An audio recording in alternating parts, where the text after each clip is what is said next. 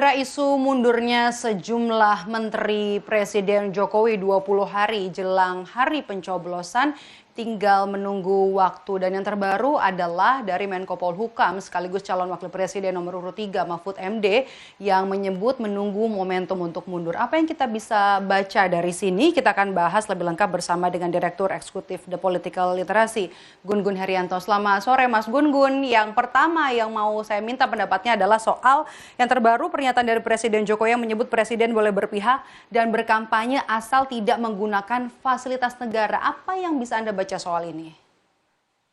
Iya, sebenarnya saya cukup menyayangkan ya. Kenapa? Karena tadinya saya berharap Pak Jokowi itu menjadi begitu bagi posisi beliau sebagai kepala negara dan kepala pemerintahan. Jadi bukan semata kepala pemerintahan, tapi di situ melekat posisinya sebagai kepala negara. Maka dalam konteks pemilu biasanya negara kan hadir melampaui kepentingan sektoral, kepentingan fragmented yang kemudian terjadi di antara para kontestan yang kemudian berada di gelanggang pertarungan.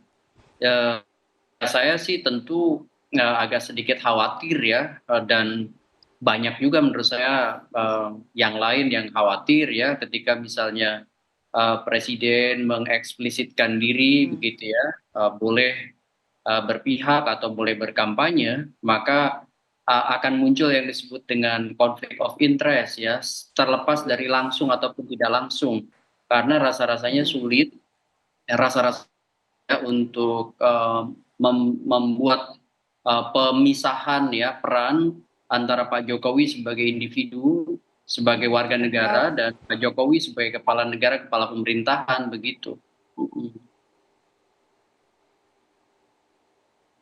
Jadi pernyataan ini disayangkan meskipun kalau kita lihat sebelumnya kan sudah ada semacam kita baca endorsement-endorsement yang diberikan oleh Presiden ke salah satu paslon, tapi pernyataan ini lebih jadi gong gitu ya, Mas Gun Gun? Ya, kalau kemarin-kemarin Mbak Maidov itu kan masih sifatnya equivocal communications ya, komunikasinya itu kan cenderung lebih diplomatis, tidak terlalu eksplisit meskipun dulu pernah ada kata cawe-cawe, tetapi kemudian kan ada klarifikasi-klarifikasi. Kemudian juga Pak Jokowi di beberapa kesempatan meminta seluruh aparat untuk netral begitu kan, kemudian kepala daerah netral, kepolisian diminta untuk netral, termasuk juga TNI. Nah, sementara kan trust publik itu harus dibangun, benarkah netralitas itu bisa mewujud gitu ya jika misalnya role model dalam konteks ini adalah puncak hierarki otoritas itu kan ada di Pak Jokowi. Kalau misalnya ada Presiden. sinyal ya kan sebagai presiden tentu. Ini saya pikir bahwa sulit kalau kemudian apa namanya instrumental conditioning istilahnya ya, atau pengondisian instrumental itu tidak terjadi dimulai dari istana, maka rembesan ke bawah dalam konteks birokrasi itu kan biasanya kemudian hierarkis ke bawah terus ke bawah kan begitu, dan itu bisa menjadi pernyataan itu bisa snowball gitu, apakah kemudian di bawah-bawah juga kemudian secara psikopolitis artinya keberpihakan-keberpihakan itu menjadi jauh Akan lebih ikut bergerak eksklusif. begitu ya? Itu maksud saya Mbak Maido ya.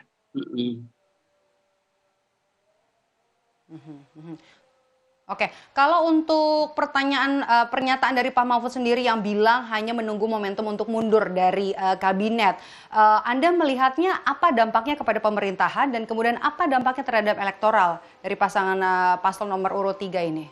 Oke, dampak pada pemerintahan sebenarnya kalau Pak Mahfud mundur itu sebenarnya tidak terlalu banyak mengubah ya.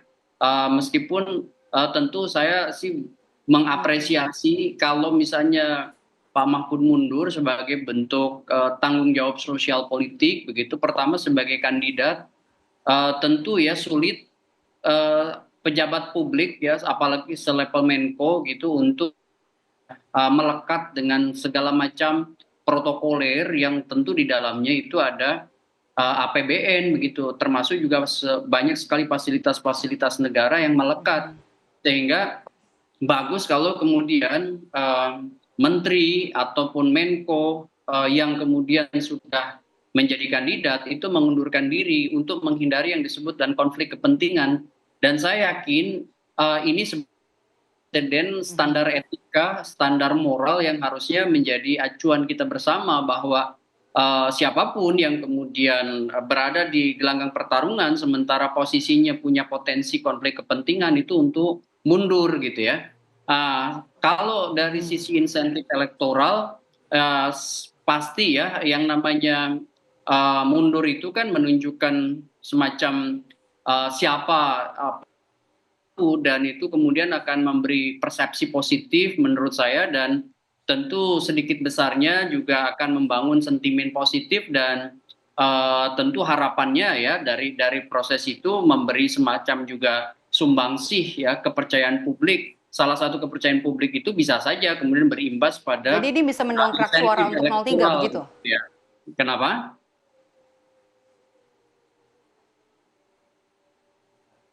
Ya, kalau misalnya mundur ya Mbak Maido, Mas Gun-Gun, jadi mundur Anda ini merasa langkah atau pernyataan Mahfud MD yang mengatakan akan mundur ini bisa menjadi pendongkrak suara untuk 03?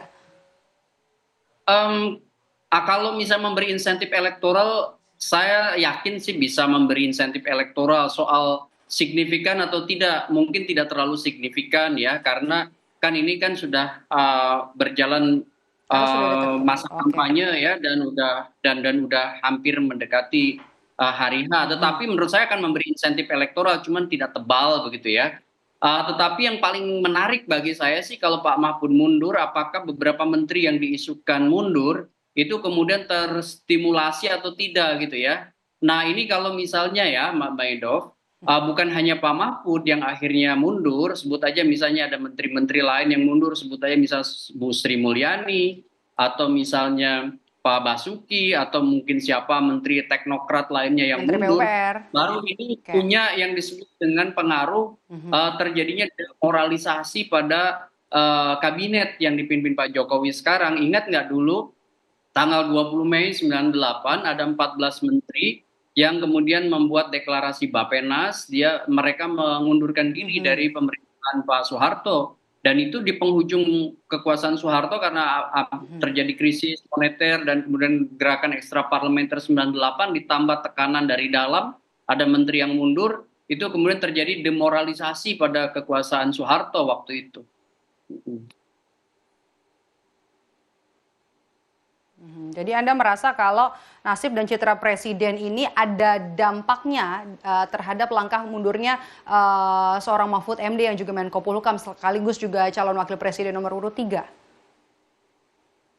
Ya kalau misalnya bicara soal dampak ya, ya ini kan aksi reaksi ya. Jadi kalau misalnya Pak Mahfud sendiri saya lihat sih kemarin kan beberapa momentum ya seperti di debat cawapres pertama dan debat cawapres kedua, Pak Mahfud banyak melakukan positioning menyerang pemerintah juga gitu ya. Seperti misalnya contoh Mbak Maidop yang terakhir, itu kan Pak Mahfud mengkritik pangan misalnya, atau kritiknya yang sangat eksplisit soal gagalnya food estate. Ini kan tentu menjadi satu satu dilema ketika misalnya kalau Pak Mahfud tidak mundur dari posisinya sebagai Menko Polhukam meskipun itu bukan leading sektornya ketika Pak berada Mahfud. di dalam kabinet tidak leluasa untuk mengkritik kebijakan yang diambil oleh kabinet, begitu ya? Persis, itu yang saya maksud. Jadi kadang-kadang kalau kita berada dalam posisi yang dilematis seperti itu kan jauh lebih baik kalau memang mengundurkan diri.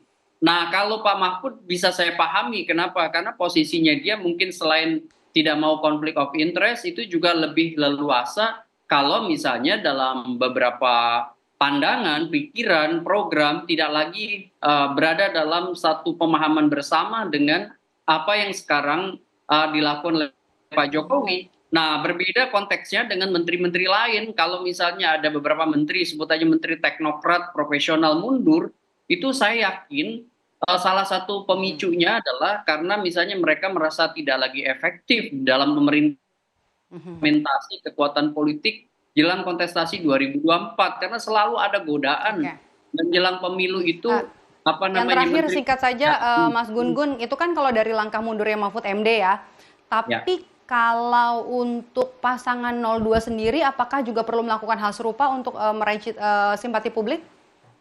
Saya sih nggak yakin ya pasangan 02 karena merepresentasikan keberlanjutan kan ya. Jadi rasa-rasanya mereka tidak akan mengundurkan diri. Mhm, Kenapa? oke. Karena ya bagaimanapun mereka merepresentasikan diri politik asosiatifnya justru dengan Pak Jokowi dengan pemerintahan saat ini gitu ya.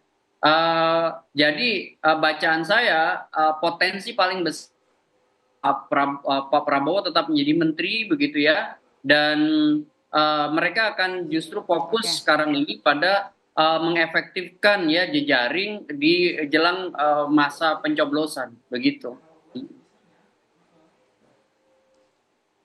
Oke, baik. Terima kasih analisa Anda sore hari ini, Direktur Eksekutif The Political Literacy Gun Gun Herianto. Selamat sore, sehat selalu, Ya, Mas Gun selamat Gun. sore, Maido.